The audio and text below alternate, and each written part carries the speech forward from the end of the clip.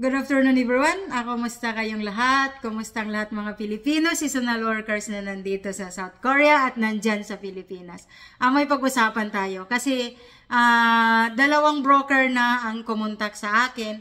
Ang Tracy Martires na broker at ang sa Nueva Ecija, isa sa broker sa Nueva Ecija ang kumontak na sa akin. Nag-asya kung ako ba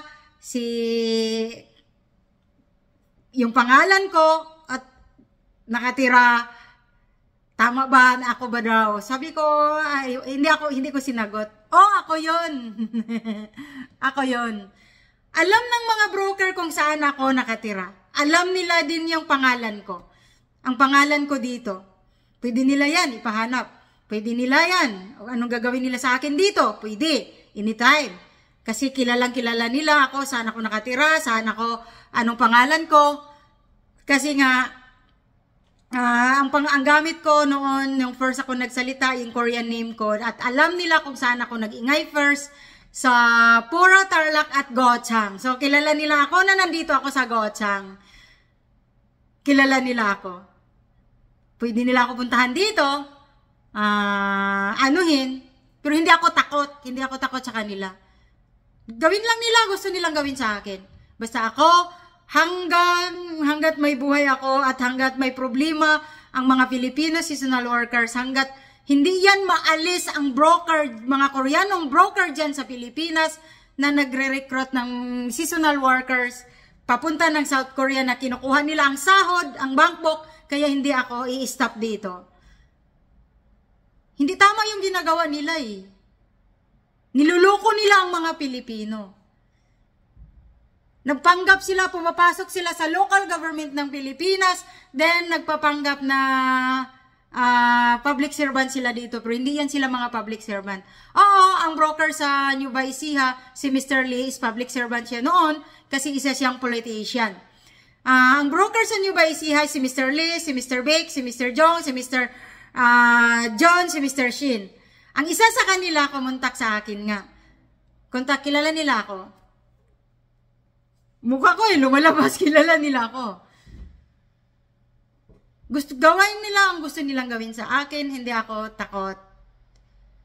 Kasi sila ang may kasalanan sa mga Pilipino. Bakit ako matatakot? Wala naman akong kasalanan sa mga Pilipino. Hindi man ako ang nangunguha ng bankbook, sahod nila.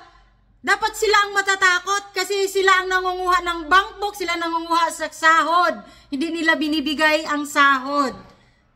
Na buong sahod hindi nila binibigay. At ang style pa nila ni Mr. Lee, yung broker sa Piñaranda, pinapasa nila ang mga Pilipino, pinapasa nila sa ibang broker na nandito. Double-double yung kita nila, nagdouble-double. Nag-triple pa yung kita nila sa isang Pilipino. Kumikita yan sila sa isang Pilipino ng 40,000, 30 to 40,000. Magpapadala sila ng 200 plus. Kayo na ang husga. Magkano ang kita nila a month? Yumaman yan sila, mga Koreano dyan. At isa na yan, si Vicente Cisbreno, yung mag-asawa na Cisbreno. Sila ang malaking kita kaysa mga Filipino. Mag-monthly sila ng 100,000 plus. Yang mga broker niya, mag-monthly sila ng mga million, mahigit million, ilang million. Ang mga Pilipino, ang totoong sahod, 67 to 85,000, aabot pa ng 100,000. Ang matatanggap is 40, 30,000 lang. Tama ba yun?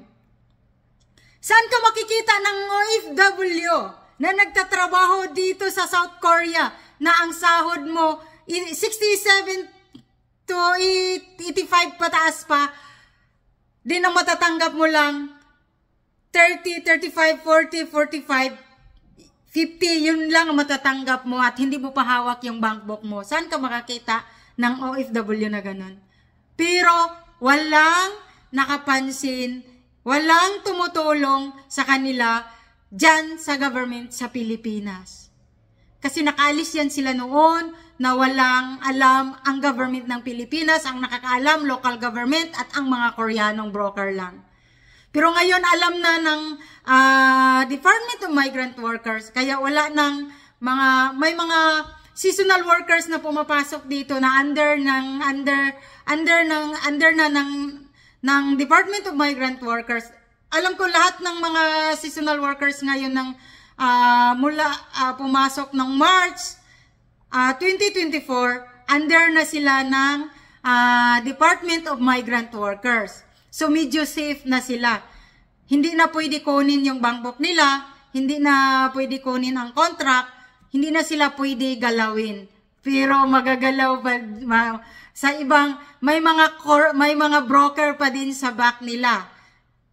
Kasi hindi nagsasabi ng totoo ang mga local government. Kasi ang gusto lang nila makapaalis ng maraming tao, especially malapit ng eleksyon. So yun, gagamitin nila yan. Kasi maraming nangangailangan na trabaho sa Pilipinas. Gamitin nila ang Seasonal Workers Program. Ipropaganda nila yan. Maraming kasi mag-apply nga. Pero hindi na nila yan magagalaw kasi nga under na ng Department of Migrant Workers. Pero yun nga, ang problema, may mga broker sila pero hindi nagsasalita ang mga Filipino kasi okay lang, ganun ang sahod, kasi hirap sa Pilipinas. Kaya marami pa rin ang mga Koreano na pumapasok dyan, pumupunta sa Pilipinas, nakipag-MOU sa mga local government sa Pilipinas.